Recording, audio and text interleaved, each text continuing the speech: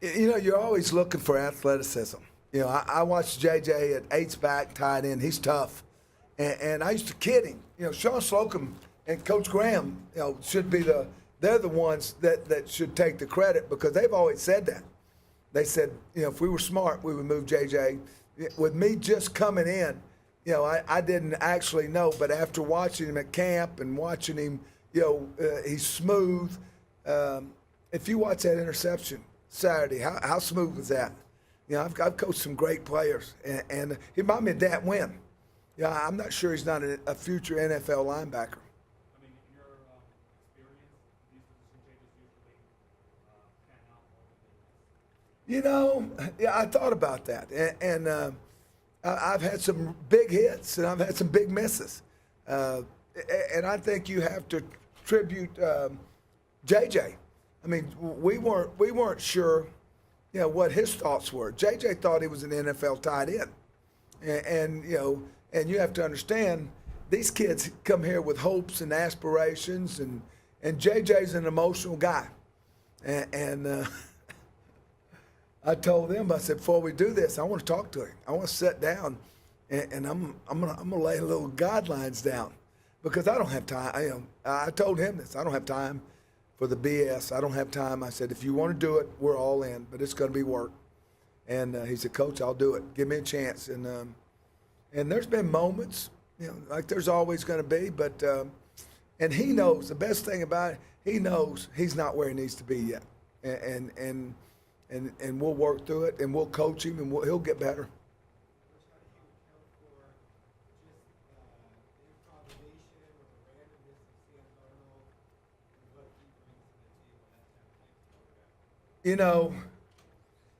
I told somebody, said, what are his attributes? And I said, many, multiple. I mean, this guy, I played against some great quarterbacks in 40 years. And, he can make every throw.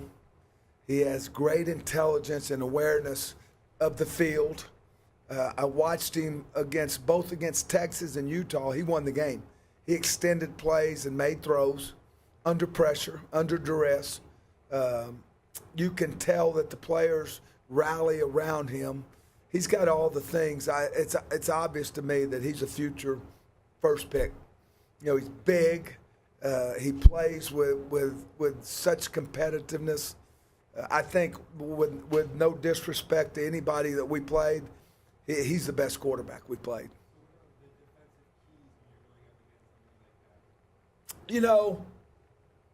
One of the things you always talk about with that, you talk about, he's going to make some plays, make them be non-counter plays.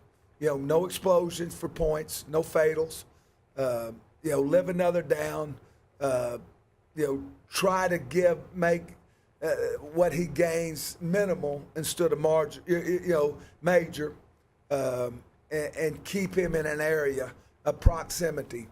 Try to make him uncomfortable. Give him some different looks. One of the things I think he does well, he sees the field. It's obvious. I think Ty Helton. I'm a friend with the Helton family, so I know him and respect him a lot. Ty has done a great job coaching this guy. People forget he's only a sophomore, and last week their problem in South Bend was not on offense. Had that game not been turnovers and different things, that could have been a totally different game. And as coaches, we see that. So he's talented. I asked you earlier this year, how many tackles you guys were missing from the game. How many are you missing the last 2 weeks? We've been in the single digits, much better. And part of that is getting the knowledge of getting to where you're supposed to be. One of the proudest things I was of last week, I don't know if you remember the play, but they come out the second half and they got into stuff Stanford did. They got in 22, 23 personnel, tried to start running power, got a field goal, realized they couldn't do it, and came back. And so they had a little bit of momentum, and they ran a waggle boot, and it was just Chad Adams and the tight end out there. And it was their end zone, and it was just, Chad just bam. Made just an open field tackle, and just those are the things I think we've improved on, getting in the position to make those plays. How much of a steady influence has Chad been around? He doesn't have a whole lot of experience. The other guys really have been. How much of a steady influence? You know what? He has been, from the day I got here, he has been a pleasant surprise. You know, he's almost incognito. You know, but he is smart. He is prideful. He knows his limitations. He's a guy that right now, to me personally, he's invaluable. I think it was fun to see him out there today. I mean, I told him, I said, if you're limping, I'm taking you out. He didn't limp a bit. I think he gives us, in some of our packages that we use with him, AJ's another guy that you're sitting there, you look at production, you say, wow, 44 has produced, not just Washington, not just Oregon, he produced all year. From a player development standpoint, Coach, what is your approach? How's that, I guess, changed over your years of coaching? And this team has really seemed like it's improved throughout the year. How have you been able to apply? Well, everywhere I've ever coached, I mean, I'm a believer. I'm not one of those guys that say, hey, well, all I want's first rounders. Coaching is developing. It's taking a player, that not where he needs to be and putting him in a position that he can be successful. Tom Landry said it best. He said, great coaches take players, get them to do the things they don't want to do to get where they want to get. And working hard and drills, a lot of times the players don't see the necessity of that. But one thing that's fun, R.C. Slocum coached me. And one of the best things I took from him was we would do a drill. And this is back when you didn't have the access to tape. We didn't watch tape after practice. You might watch 20 minutes of tape of a team. But he would make a cut-up of the drills that we do. Then they'd say, all right, Phil, what drill's this? You just made a play, shed drill or something. And it validated the drills that you do. I've done that everywhere I've gone. I'll be watching tape, and I'll sit there, and I told Chad Saturday on the deal, I said, what drill is this? He said, sideline tackle. Those, and kids, all of a sudden, those drills become important to them. And I've never met a good coach. I don't know how many great coaches there are because I believe it's a player's game, but a good coach that didn't instill and validate and develop players and make them better. And I think our assistants, I look at, T.J. Rushing has done a great job. He's worked with Colby and what Keith has done. People don't realize Christian didn't even play last year. DJ has got 100% better in his coverage. And Michael Slater has done, we move people around on the front, and Sean with JJ. So I think I'm just speaking defensively. I think that, and then of course people ask me, how involves Todd? I love talking football with Todd Graham. And Todd and I forever have been, there's no intimidation. We talk football. We don't like if I don't like something, I tell him. If he doesn't like something, he tells me. There's not a course, and there's never any anger. It's just, and then what's great about him, he goes, okay, do what you think's best. And that takes a man, somebody who's run it. He has done a masterful job, but he knows what we're doing. And people ask me, does he get involved? No. Between series, he might tell me, hey, did you see that? I said, yeah, I saw it. He told me something the other day about a split. It was dead on. And he told me, he said, I'm going to be your consultant. I said, you got it. And he's done a great job. Coach, every week we joke about, this is a journey, this is a process, and each week it seems like your defense comes out and does something different. What else can we expect to see from them that we're having? I want to continue our rise. I want to continue. We can get better. We haven't arrived by any stretch. One thing that I do know, I know our margin for error is small. They know that. And when you're playing skill like Jones and Burnett and Sam, you need to be on. We know that. And I want us to continue to grow. And that's the thing.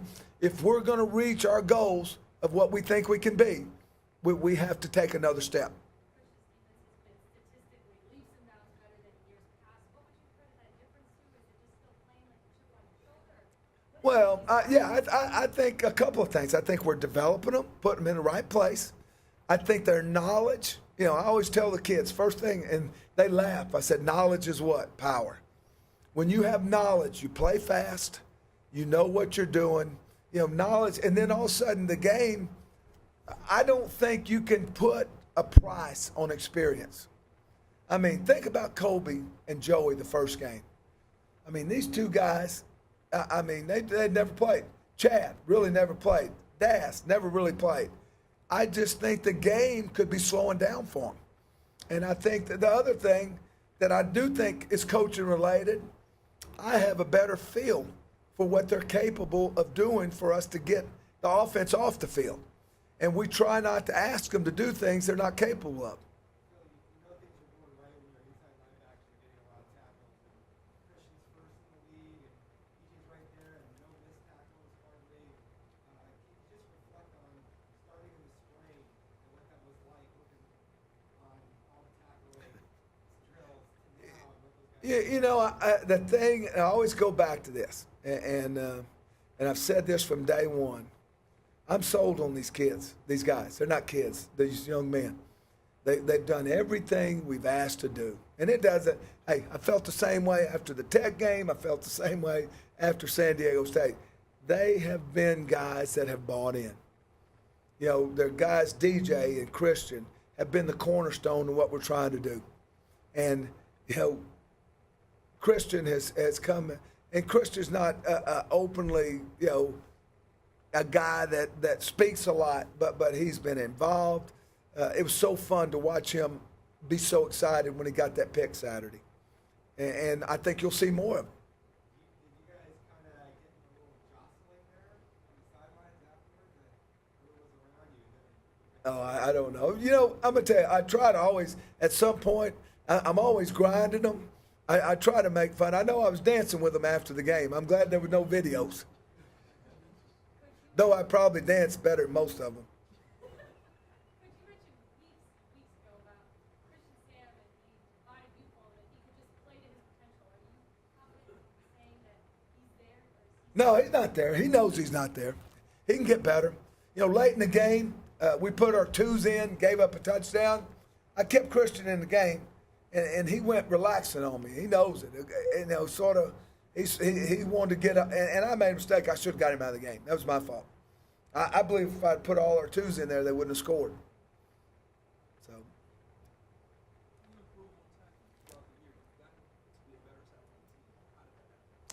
I think we work at it every day. We go offense, defense against our guys, tackling. We emphasize it in practice. We do a drill called thud that's not take to the ground, but thud is wrapping up. And if you see that, I think you see that was a play. I mean, some things just really excite you. And some things, that was a play about the third quarter that they ran a zone, and their back had 150 yards against USC. And that back came through, and it looked like he was going to, and then you saw two, and you saw three, and I mean, he literally hit a brick wall. I don't know if you remember that play. Do you remember it? I mean, he hit him, and I mean, he took 2 steps, and it was like he hit a cement. And they picked him up and dumped him. I'm thinking, wow. Yeah. Keith Patterson, every day. I watch their tackle drill. I mean, it's real now. I mean, and that's, they're drills that help us in the game. And I think that's part of it. And getting there, knowing the defense, getting in position. It's easier when you're, early in the year we were glancing. I remember playing San Diego State. We glanced, missed 2 tackles because we weren't quite in position. And when we get in position, we have success.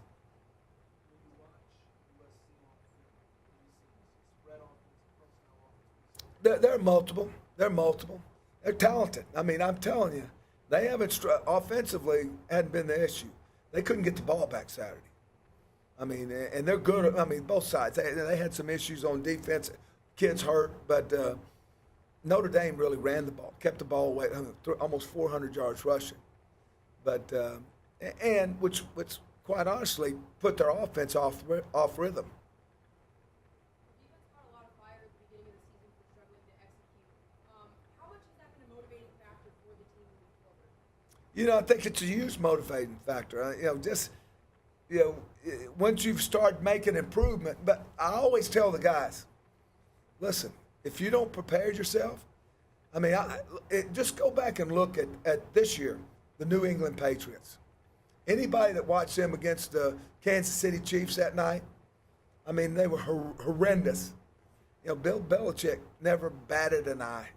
He just stayed the course and said that we got to get better. And, you know, I'm telling you, I think Todd has done a masterful job of keeping everybody level on both sides of the ball and directing what we're trying to do.